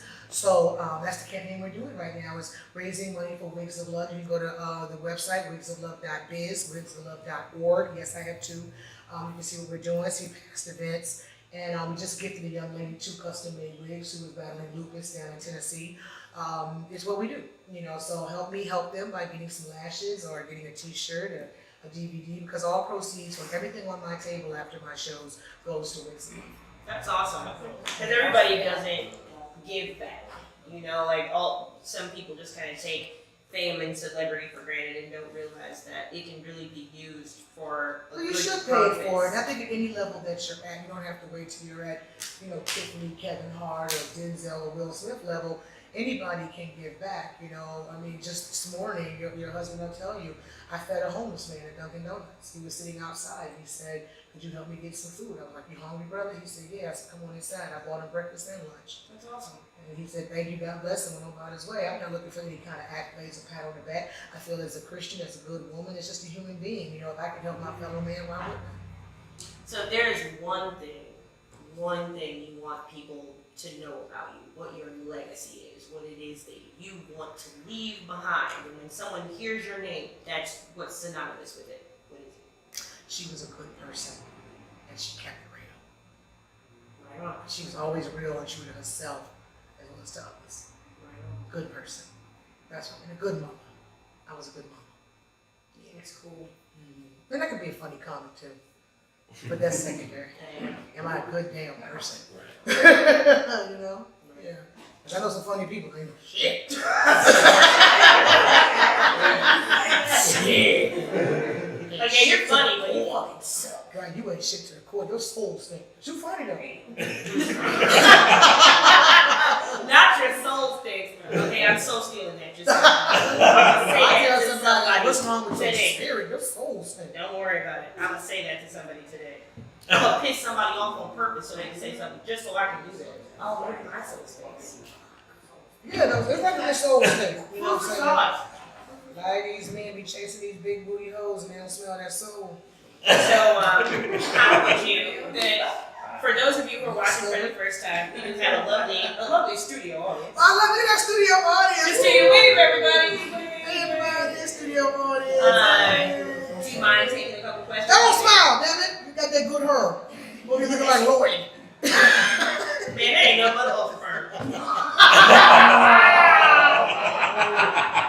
Sorry, I don't know what it is about you that inspires me. Let's make that happen, okay? Please. Anybody got any questions? Want to ask anything? No? No? Okay, well, fuck them, they're back. They didn't ask anything. Oh my God. They wait to see what I'm going to say next. That's funny. They all like that. Yeah, because me, they're used to. Right. Next Question. question. Oh, good question. You know me. Yeah. Come on, girl. Bring it. There you go. You've been connecting the whole show. That's right. We're going to hang later. I'm so excited. I tell you, it's a cocaine and a Motley Crue album. Yes, sir. Hey, man, that's a good show. That's a good show. We How saw about that. Metallica, maybe? Some Metallica, girl. Come on, And man. I'm down with all of that shit. I just Little don't Guns like N' Roses, you know what I'm Yeah, saying? that's my That's the style. white girl in me, Yeah. you know what I'm saying? Yeah. that. We just saw them. It was incredible. Really? We saw them in Philly and we saw them in Cleveland. Great. It's like, I love being the only white person. I went to see a Kiss revival. I think I was like 10 black people, and I was in there just like, Oh, bitch. and they was like, you know, they'd be like, what's wrong with y'all? What? I'm not saying anything. I'm not saying I anything. grew Yeah, up that's in a right. white neighborhood. That's right. My first crush was Simon Le Bon off the Ran Duran. Oh my God! Yeah. Him and George Michael.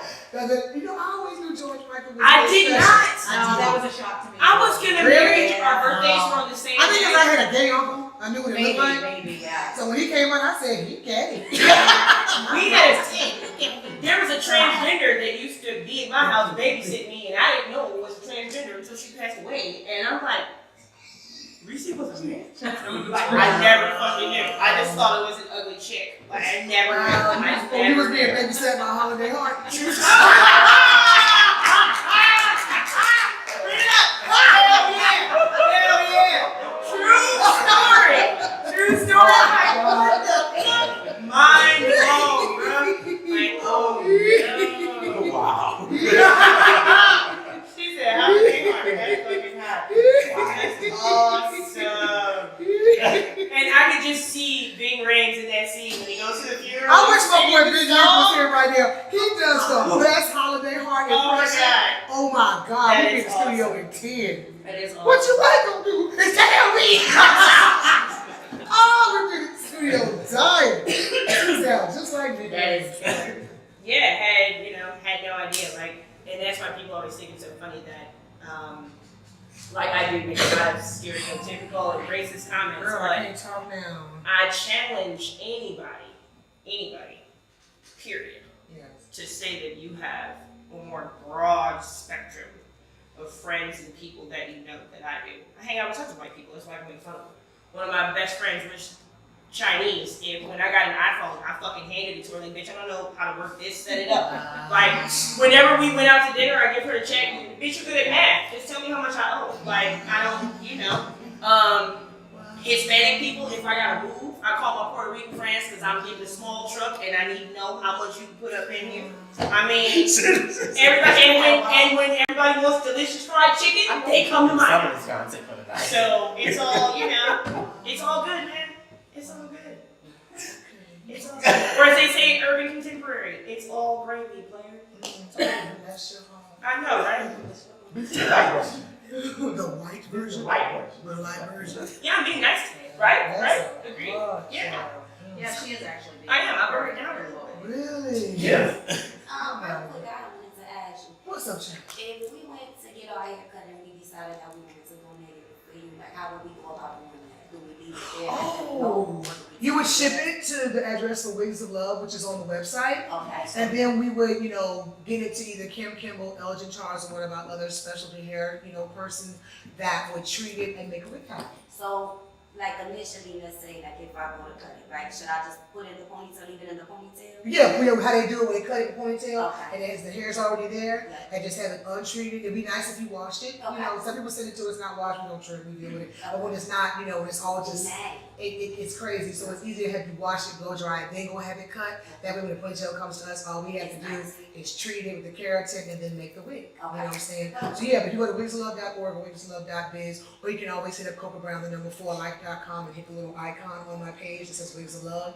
There's an address on there, and you can send it there. Thank you. Thank you. That's a wonderful. So will they take? Girl, we take all kinds of, we take white people hair. I got money. We got white women that need hair. They'll treat it, they'll bleach it out, they'll take it out, strip it Yeah, out. I mean, absolutely. And they take the hair and they make custom-made wigs out of it. Now he said, what about dreads? What if he wanted to take and do his dreads? I don't know how dreads work. I would have to ask them. I've never seen them do a dread wig, but I'm sure it could be done. Yeah. Let me find out. Joe Garrett had one. Huh? Joe Garrett had one. Yeah, A dread wig. I'm saying it's the only time I ever sold one. Okay. Yeah, I just. So you're getting the orders for you're getting ready to do it for 6 people now. 6 people that we're gonna give. We're gonna do like a lottery where they send in their stories and why they need the wigs made, and and then we literally pick them randomly, so it's not any kind of shade. And then those 6 women are given a photo shoot. They're given a free outfit from a store of their choice, and they're all out of the stores that we have that are sponsoring, and they also get a custom made wig. That is awesome. That is really cool. Right, so that's a cool. That would be really cool. Because I have weird ideas. If you actually kept track of who donated the hair.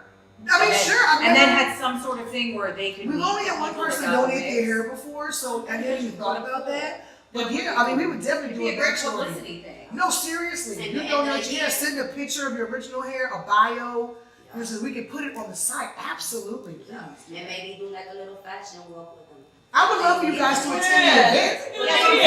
Those who donate the hair, I would love them to attend the event. They can meet the woman who got their wig. Yeah, that's what I'm saying. Yeah, Or you That would can be have awesome. really cool. Yeah. You could do like a hair donation party where people show up and get some stylists to maybe donate some time, wash their hair, blow dry it, clip it off, and you have it right there. Exactly. That might be awesome. cool. I have a stylist that would do that actually. She would be really. What's interested that? in Do what? Do the haircuts. Oh. And everything, do an event where we get people to come in and donate hair, because she's Like done they it did before. But Yeah. if you put it like a catwalk, like a little fashion walk, the ladies that have cancer, we can make them beautiful in a nice little outfit. Well, that's what we do. And have them That's walk. what we do. Yeah. They come out, we do a whole brunch. So you know what we're And gonna do? if you go to my site, you go to my website, you'll see the last one we did. And it was amazing. Y'all sold Yeah, we did 6 women, and they all were gifted with these huge portraits of themselves in the outfits, complete glammed out, Yeah. complete photo, like Hollywood photo shoot. And those women still talk about that to this day. Yeah. So you know what we're gonna do right now? I would like to say that your charity with us coming to be on the show, and then Okay, Your- you need you to calm that Trump shit down. no, Hands just are listen to what I'm saying. That's not what I said charity. What does that have to do with I'm just Trump? saying, if you get on a fucking Can I finish? Goddamn it! Can I finish? Can I finish? Can I finish? Can I finish? I'm just saying. She can be made to behave, don't worry. Please do, because I can't be responsible for my She'll be fans. No, Yeah. what I was going to say is we would actually donate the space and have people In come Atlanta or here? here, and we would have people come in. They could get their hair washed and clipped because we know a good stylist, and then we will donate the hair to Okay. your. Yeah, I'll put you in touch your with charity. my publicist and put you in touch with my assistant, and you know, and we make it happen. Tell the white lady she's very organized. Okay. Yeah, I'm the organizer. That's the organizer. We'll trade info. I got you. Right. But yeah, that's cool. You know, very few people do anything that's inspiring or you What know. do? They just don't announce it to the world. Yeah. You do your research. A lot of people. I mean, you know, I said you heard you say you can't stand Drake. You'd be surprised how much. Oh no, I know he gives a lot of stuff away. It's not him personally. I just don't like his music.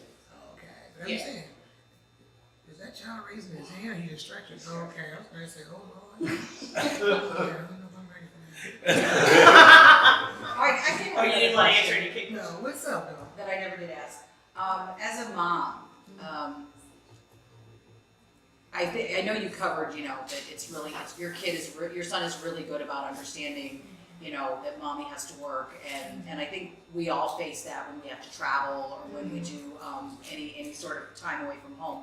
But how do you personally, you know, get yourself out of that I miss my family so much mindset, because that has to be one of the hardest things that as a mother you go. I'm weird. If you go through my phone right now, I probably got 100,000 pictures and videos. But what I do is I take a lot of videos of him and I talking, him and playing. And when I'm in my feelings in a hotel room somewhere, I watch my videos of my baby. You know, I call him. I don't care. I was all the way in Seychelles. And I didn't give a damn. It was $25 a minute. I needed to hear his voice. I FaceTimed him. I need to see my baby. I just need to hear mommy, I love you one time. I'm good. So I have I have a shrine in my room. I carry little pictures of my son. I put in my room, my hotel room. He's always with me. You know, that's my thing. Because it gets lonely. You know, because I'm single. Like, single. Single as fuck. Like, you know. I got it. And so it's lonely. I actually posted this on Facebook yesterday that even though I'm very grateful for the career that I've been given, I'm able to flourish in spite of all the setbacks. I'm still growing and flourishing. This business is lonely as hell. And then being a mother where you're just not going to bring any kind of Tom and Harry around your child is even more difficult, because now I'm just not choosing him for my needs. I have to think about his. You know, I could have been had a man if I wanted just something fine with a big you know what that made me feel good but was a horrible human being and wasn't going to raise my son. I tell people all the time, I'm raising a prince. I need a king. And a lot of these men ain't kings. Sorry. Yes, sir. Do I understand that you have a degree in education? Yes, sir. Master's. Okay. Yeah. And so you taught? I taught briefly. They put me in a special ed class, and I knew this was not going to be for me. Because I've been there making jokes with the baby. I said, I got to get it. But you don't talk about me for doing it. They were helping me like, oh, Big Brad, tell me about my helmet. No, I don't want to talk about my helmet. Quit licking that window. I got the camera like this. I said, Lord, I ain't ready. No, but I love teaching. I think in the end, when this is all said and done, I think my retirement will probably be me being a professor of some sort of drama or theater or acting or something at a college. That'll be my retirement. I know I had the same experience. I was doing field placement in special ed. And I'm like, this is When you realize you have a sick sense of humor and they put you in a special ed class, Why would you? I was like, the day I left from that assignment, as I was doing my student teaching, I went straight to a church. I was like, Lord, please forgive me. Because I'm in there literally like FaceTiming my friends.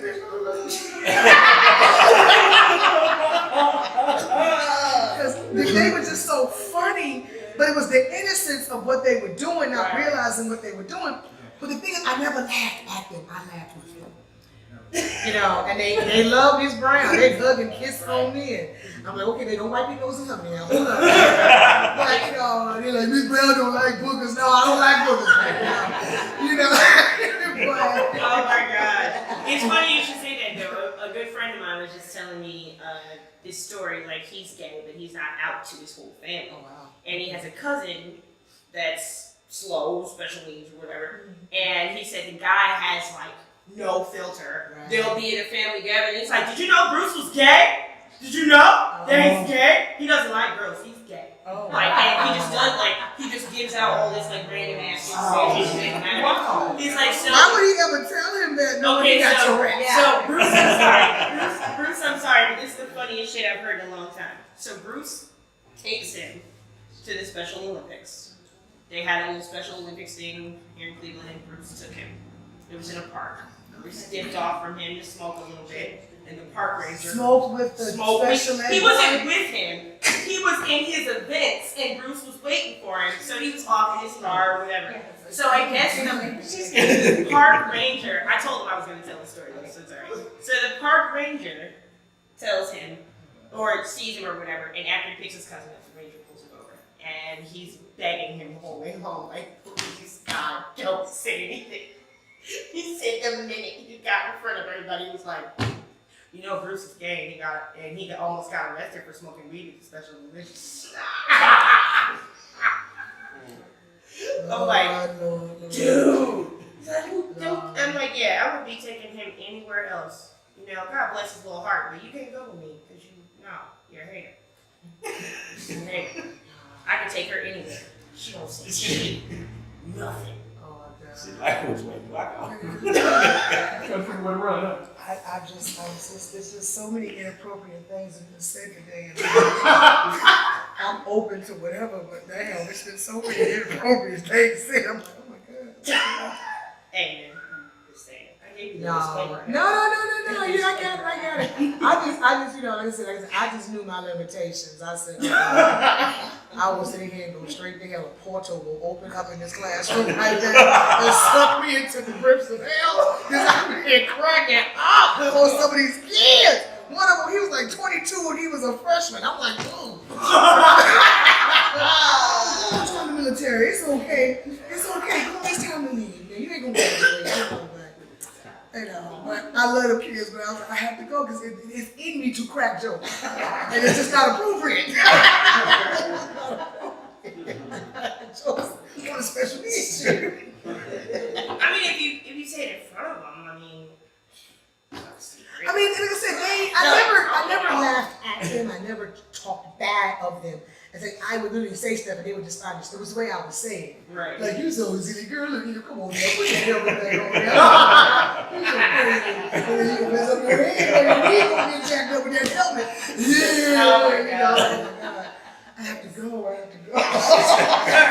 It's a thin line between what's right and what's wrong. It's That's great. But you know, they wanted me to discipline him, and I really couldn't because I sort of act like that and did act like that, so I was like, they're doing okay to me. You know? Right, you already knew what you was getting into. Like, I'm a fool. I'm silly. You know what I'm saying? So they would do stupid stuff, and I just be like, you a fool. Look at me.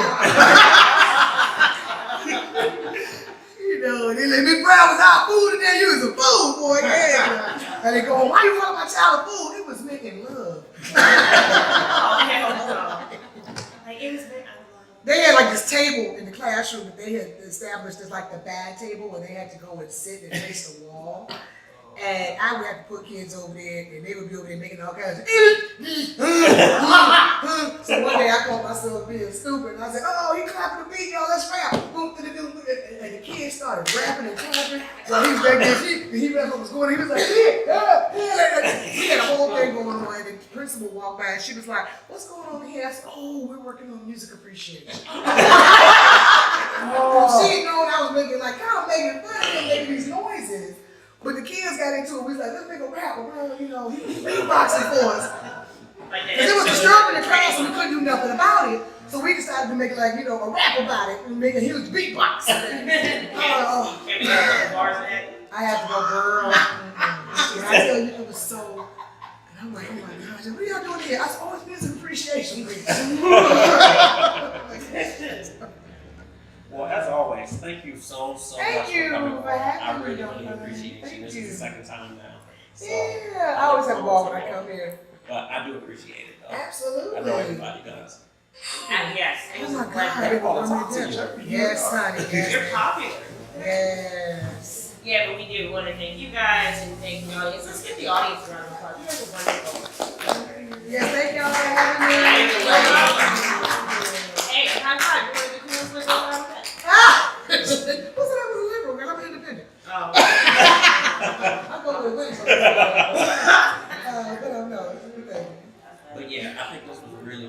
Like, I really, really appreciate you as always. You're welcome. I had a ball. I love it. I love it. I wasn't. Y'all could have prepared. I was here clutching my pearls. Hey, what do you know next time? I know next time, yes, honey. But it's funny. I got the perfect person for you, though. Well, yes. I'm gonna bring in next time I come. I'm gonna fly him up just for this. You gotta come with me to this podcast. I'm gonna need it. Yeah, it was great though. I love it. I love it. You know what I'm saying? I love a good debate, y'all. Cool. Anybody wants to take pictures or? Yeah, because I'm gonna get on back to the room.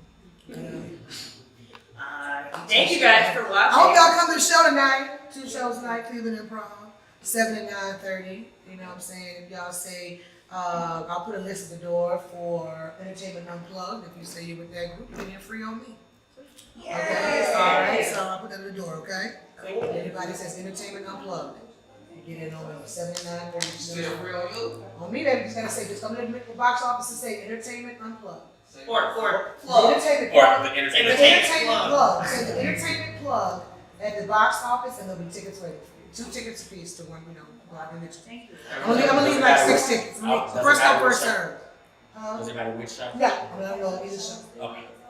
If they say Entertainment Plug, they get 2 tickets on me. There's only gonna be like 6 tickets, so first come, first served, okay? Sounds good. All right. Well, thank you everyone for tuning in. Hope you enjoyed the Yes, show. thank you. Have a great day.